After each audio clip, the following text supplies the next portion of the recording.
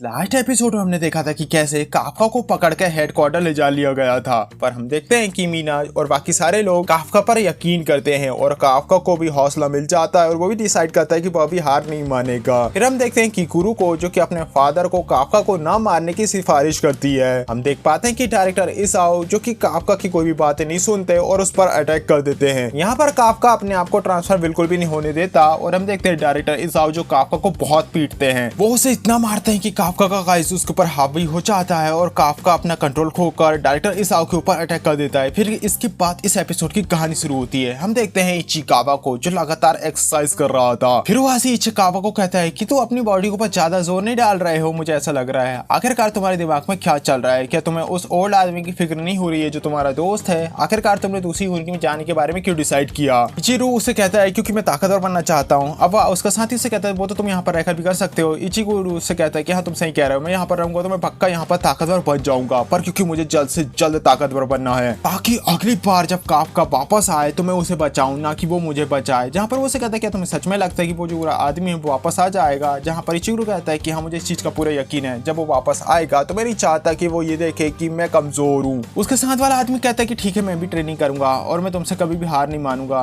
जहाँ पर टाई उससे कहती है आखिरकार तुम इतने ज्यादा जोर जोर से क्यों चिल्ला रहे हो, बात क्यों कर रहे हो? रियो से कहता है कि आज के दिन में लोग काफका की जिंदगी के बारे में डिसाइड करेंगे, इसी के कारण हम लोग काफी ज्यादा परेशान है और मुझे लगता है कि तुम लोग भी इसलिए परेशान होना। मीनाशो से कहती है तुम सारे लोग फिक्र मत करो, हम सभी ने काफका को बचाने के लिए सिफारिश करी है, शायद वे लोग हमारी बातों को सुनेंगे और वो काफका को छोड़ देंगे और कैप्टन मीना को भी वहाँ पर बुलाया गया है, वो सारी बातें संभाल लेंगी। मुझे पूरा यकीन है कि हमें अच्छी खबर मिलने वाली है। फिर हमें दिखाया जाता है मीना को काफका के रिजल्ट को आने तक का वेट करने के लिए कहा गया था। वहीं काफका और डायरेक्टर इसाओ जो कि आपस में फाइट कर रहे थे। डायरेक्टर इसाओ काफका से अटैक को बचते हैं और सोचते हैं ये तो कितना ज्यादा तेज है, पर यह एक जानवर की तरह फाइट कर रहा है। ये तो बिल्कुल भी नहीं सोच रहा कि इसने मुझे अपने आप पर अटैक करने का एक अपॉर्चुनिटी दे दी है। तभी हम देखते हैं कि कैसे काइजू नंबर 8 जो कि अपनी आधी बॉडी को घुमाता है और डायरेक्टर पर अटैक कर देता है। डायरेक्टर यहाँ पर उसके अटैक को रोक देते हैं और सोचते हैं ये तो अपनी बॉडी को नुकसान पहुंचा रहा है और मुझ पर अटैक कर रहा है, क्योंकि ये बात जानता है कि अपनी बॉडी को रिजनरेट कर पाएगा और अगर मैं इसके साथ एक इंसान की तरह अगर फाइट करता तो पक्का मेरी यहाँ पर मौत हो जाती। फिर काफका काइजू नंबर 8 को कहता है कि रुक जा भाई मत कर, पर काइजू नंबर 8 जो उसकी बातों को नहीं सुनता और पूरी ताकत से डायरेक्टर इसाओ के ऊपर पंच जड़ता है। डायरेक्टर इसाओ उसके अटैक से बचते हैं और सोचते हैं अगर मेरे पास वो शील्ड ना होती तो मेरी मौत हो जाती। फिर वो अपनी पूरी ताकत को इकट्ठा करते हैं और काइजू नंबर 8 को एक पंच जड़ते हैं जिससे वह दूर जाकर गिर जाता है। पर तभी एक बात नोटिस करते हैं कि यार काइजू नंबर 8 का तो कोर यहाँ पर है ही नहीं। अचानक से काइजू नंबर 8 डायरेक्टर के पीछे से अपने कोर के जरिए टेलीपोर्ट करता है, रिजनरेट करता है और डायरेक्टर पर जोरदार अटैक करता है। आपका सोचता है अगर मैं इसी तरीके से फाइट करता रहा तो मेरी बॉडी ये सारी चीजें सहन नहीं कर पाएगी और फिर मेरी मौत हो जाएगी। काइजू नंबर 8 जो डायरेक्टर है वो डायरेक्टर इसाओ एक दूसरे को पंच जड़ते हैं। अब इससे यहाँ पर होता यह है कि आसपास की चीजें जो कि हिलने शुरू हो जाती है। तभी एक आदमी कहता है ये तो बिल्कुल भी नामुमकिन है, हमने इस रेस को काफी ज्यादा स्ट्रॉन्ग बनाया है और जिस हिसाब से ये लोग फाइट कर रहे हैं इस तरीके से मुझे नहीं लगता कि इस शेल्टर ज्यादातर टिक पाएगा। फिर इची जो उससे कहता है कि इस शेल्टर में इतना डैमेज होना ही था क्योंकि यहाँ पर काइजू नंबर 8 और काइजू नंबर 2 की फाइट हो रही है। तो किचिरू सोचती है फादर तो सच में काफी खतरनाक फाइट कर रही है, अकेले ही एक नंबर के काइजू के ऊपर फाइट कर रहे हैं। तब इचिकावा कहता है यहाँ पर कुछ अजीब चल रहा है।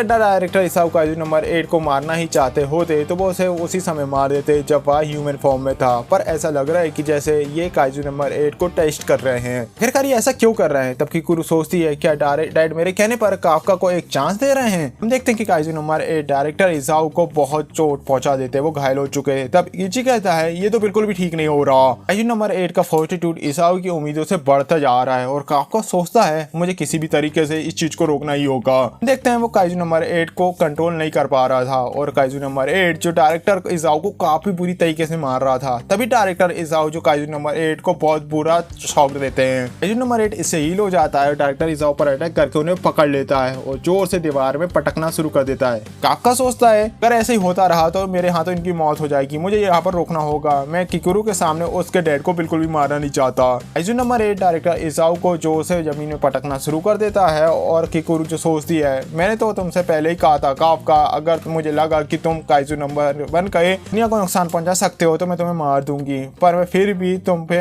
विश्वास करना चाहती हूँ काफका, इसलिए हार बिल्कुल मत मानो काफका, तुम्हें इस काइजू से जीतना होगा। फिर यहाँ पर काफका जो कि उस काइजू को रोकने के लिए आगे बढ़ता है और फिर वो जो काइजू था वो काफका काफका को खाने की कोशिश करता है, लेकिन काफका जो सोचता है हमें हमेशा मेरे साथ ही ऐसा हुआ है, ने हमेशा इम्पोर्टेंट मूवमेंट को खराब कर दिया है और वह काइजू जो काफका को खा जाता है। और हम देखते हैं काइजू नंबर 8 जो कि डायरेक्टर पर अटैक करना शुरू कर देता है। डायरेक्टर ऐसा सोचते हैं ये चीज जैसा मैंने सोचा था उससे ज्यादा बढ़ चुकी है, मुझे जो उम्मीद थी वो खो चुकी है। काफका यहाँ पर हार मान रहा था कि तभी मीना आकर उसका हाथ पकड़ लेती है और कहती है मैं तुम्हारा हमेशा इंतजार करूंगी काफका।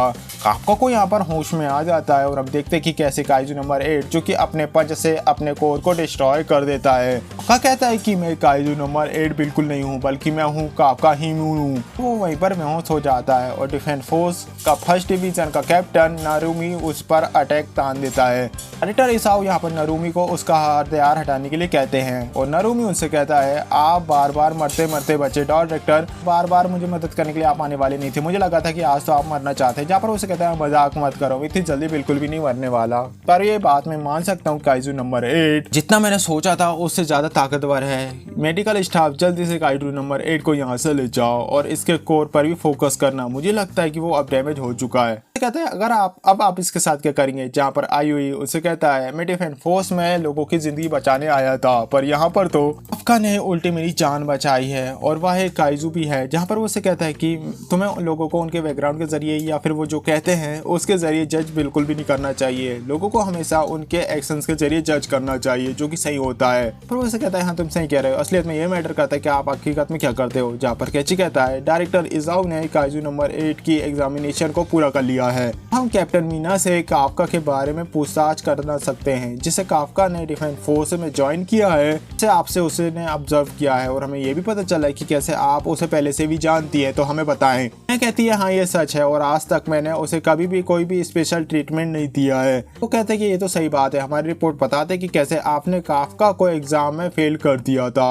और वह इस प्रेसिडेंट सुसुरे के सजेशन पे बैकअप के तौर पर रख लिया गया था। जहाँ पर इजो कहता है कि अगर मैं सच कहूँ तो हम अपने कंक्लूजन में पहुंच चुके हैं, हम चाहते हैं कि आप अपनी रिपोर्ट को हमें समझा दें, जिसका मतलब ये है कि आप इस समय आप जो भी कहेंगे उससे काइजू नंबर 8 के डिसीजन को कोई भी इम्पैक्ट नहीं पड़ने वाला।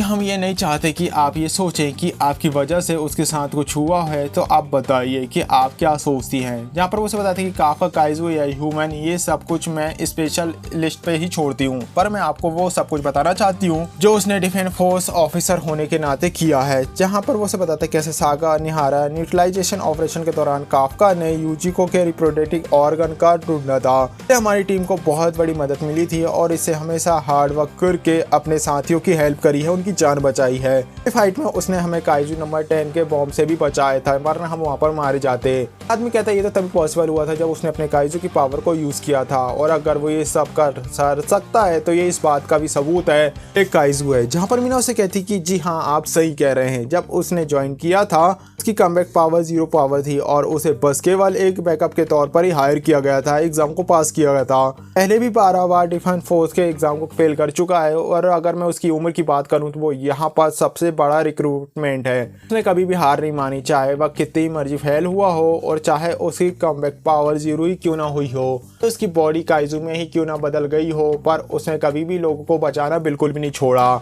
इतना काफका को जानती हूँ, मैं इस बात पर यकीन करती हूँ कि वो हार बिल्कुल नहीं मानता और सबसे ज्यादा दूसरों की फिक्र करता है, के अंदर सबसे ज्यादा इंसानियत है। और अगर आप ये जानना चाहते हैं कि एक ऑफिसर के तौर पर तो मुझे उस पर इतना भरोसा क्यों है, क्योंकि इसका पीछे है उसका दिल। ऑफिसर कहता है कि अपने पर्सनल व्यूज को तुम अपने पास ही रखिए, हम दिल जैसी चीजों पर बिल्कुल भी यकीन नहीं करते। डॉक्टर इसाओ कहते हैं कि ये सब कुछ हमें बताने के लिए आपका धन्यवाद कैप्टन मीना, और अब आप यहाँ से जा सकती हो। हम वहाँ से चली जाती है। तब एक आदमी कहता है हमने सब कुछ सुन लिया है, अब हमें ये कोई भी नहीं कह सकता कि हमने जल्दी में डिसीजन लिया है, जिसका मतलब ये है कि हम काइजू नंबर 8 को डिस्पोज करने के लिए पूरी तरीके से तैयार हैं। डॉक्टर इसाओ कहते हैं कि काइजू नंबर 8 अब हमारे साथ फाइट करेगा और हम उसे वेपन्स में नहीं बदलने वाले। बात सुनकर सारे लोग ऑब्जेक्शन करते हैं, जहाँ पर डायरेक्टर कहते हैं कि मैंने डिसाइड कर लिया है, उसे कंट्रोल किया जा सकता है और वैसे भी वह बहुत महीनों से ही 3rd डिवीजन फोर्स में कर रहा है और हमें यह भी नहीं पता कि अगर हम उसे वेपन में बदल देंगे तो क्या हम उस वेपन को हैंडल कर पाएंगे, क्या हमें पावर मिल पाएगी जितनी अभी मिल रही है। हमें काइजू का अटैक बढ़ चुका है, इसलिए हमें अपनी फोर्सेस को और सही तरीके से यूज करना होगा। तो कहता है कि पर हमारे पास तो ऐसी भी कोई भी एग्जांपल नहीं है जिससे ये प्रूफ हो सके कि उसे एज ए यूज़ करना सही होगा। ऐसा उसे कहता है कि जब कंट्री को सुरक्षित रखने की बात आती है तो हमें नए एग्जाम्पल को देखना चाहिए, न कि पुराने। पूरा यकीन है कि आप 10 साल पहले के हादसों के बारे में बिल्कुल भी नहीं भूले होंगे। उस समय जब हमारे 200 ऑफिसर कैप्टन ने अपना सेक्रीफाइस कर दिया था। अगर बहुत सारे काइजू से हम पर अटैक कर दिया जो कि हमारी फोर्सेस से भी ज़्यादा होंगे, हमारी कंट्री इजीली नष्ट हो जाएगी। अगर हम किसी भी तरीके से काइजू नंबर 8 की पावर का यूज़ कर पाएँ तो शायद ऐसा ना हो, हम इन सारी चीज़ों से बच सकते हैं। फिर हमें दिखाया जाता है कि कैसे सारे लोग अभी भी मना कर रहे थे। अब यहाँ पर काफका को हम देखते हैं कि कैप्सूल में बंद किया गया था। काफका जो मन में सोच रहा था कि मैंने खुद से नफरत की है, मैं यहाँ पर कुछ भी नहीं कर पाया, मैंने खुद से वादा किया था कि कैसे जिन काइजूस के कारण मीना की फैमिली उससे अलग हुई है, मैं तो उन्हें बिल्कुल भी नहीं छोड़ने वाला। इसलिए मैंने डिसाइड किया था कि अगर मैं वॉरियर माइंड के साथ काइजू बनने वाला हूँ तो मैं एक ह्यूमन के तौर पर मरना ज़्यादा पसंद करूँगा।